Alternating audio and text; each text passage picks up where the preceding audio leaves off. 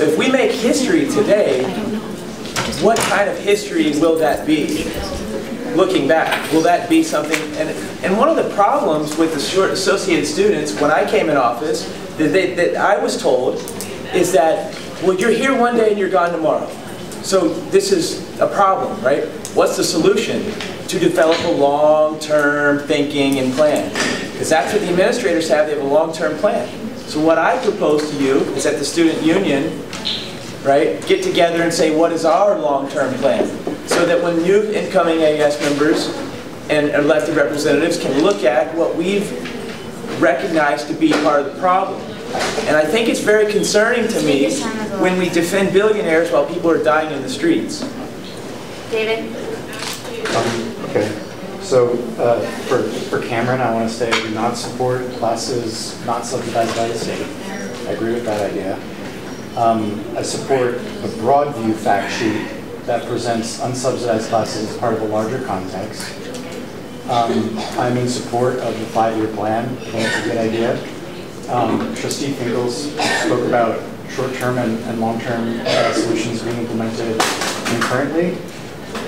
If we do implement short-term solutions, I believe it should include an automatic kill point, so after a certain time has elapsed, the system self-corrects. I believe that self-correcting systems with self-correcting mechanisms are safe. So if we have a short-term solution, it should be a self-correcting one. As for state solutions, there's the Buffett rule. That's a national solution. So it's a past state solution, but we're talking large. If you guys want to focus on supporting the Buffett rule, that's a plan of action. Josh talked about subsidizations on the state level. I don't know if there's legislation being proposed right now that would address those. If there isn't, do we want to look at them? Local solutions, there are local bills coming up this fall that would increase tax revenue. If we want to focus on publicity to get those passed, raising awareness, that's one thing to do in the short term at the local level.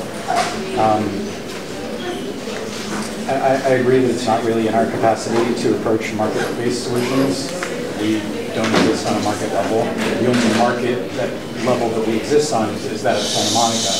And there is a transaction market between the college and the community and the other community at large. And that's kind of what Contract Ed tapped into. It was a market-based solution, but the market was a local market. And it was Sorry, but the speaker's on his own. Okay. DJ? Going back to the fact sheet, what this fact sheet here is not a fact sheet, and that's what I want to make in my point in these 2 minutes. First, just reading through it, when it says, many question how equitable it is an opinion. There's no room for opinions in fact sheets. It says community colleges would theoretically become privatized. There's no room for theory in fact sheets. They could theoretically... She never said this was a fact sheet. It says, what is the controversy over? And those are some of the... She never said this was a fact sheet. Point of clarification, Cameron, is this a fact sheet? What does FAQ mean? It's frequently asked questions. So why are you saying that this is your FAQ, not FACT. So why are you saying that this is information that should be a fact sheet? I'm saying this is frequently asked questions that need to be answered. Okay, point of clarification. There are some... Point of order, it's DJ's. He's asking me. You said that these are... There's some facts contained but in where them. are theories saying what if this is FAQ, where are the theories saying how many classes are being offered by this? Where are the facts saying what is the financial 200 aid? transferable for credit general education courses for the summer and winter session. Where's the financial aid information? You say that there's no aid. We're discussing. What it says is that there's no aid. What are bond fee waivers? I'm not talking about state financial aid. I'm talking about the scholarships that are going to be offered in this. And you said that there's no aid at all, which is not true. There is aid because there is a donation where there are scholarships. So there is aid. You failed to mention that the Veterans Affairs Office will pay for these classes for veterans, so it doesn't affect them at all.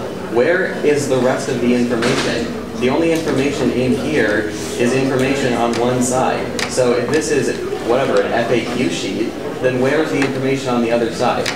And how do you say that there's no aid when they received a large donation that gave aid to these things? This was the frequently asked question that the chair of the DPAC committee actually really appreciated. Please take John. So I really wish Yian was here to respond to her comment that she wants to do short-term solutions. I think by limiting yourself to short-term solutions based on what you want to say you did this year is selfish, because when you belong to an organization, you don't just say what is good now. And this is similar to the question that the judge here asked, is why not take short-term and long-term? Yeah, we can take short-term and long-term, but there's such things as a step going in the wrong direction. Hold on, John, you can hear me, just lost quorum. Well, there's still people here, so really. I move. Oh wait, so we lost quorum. No, we lost quorum. Josh doesn't have. We no longer have quorum. So we Let me check real quick if there's anyone else in there. But you can still hear what I'm trying to say. Yeah. During the civil rights movement, when there was laws that said it's okay to discriminate people, you go to one school to another school, that kind of legislation pushed it back and made it harder for what we're trying to do. We're trying to go in long-term solutions. If a short-term solution is going to make it harder for a long-term solution, why would we follow a short-term solution? So that's one of the reasons for that. And what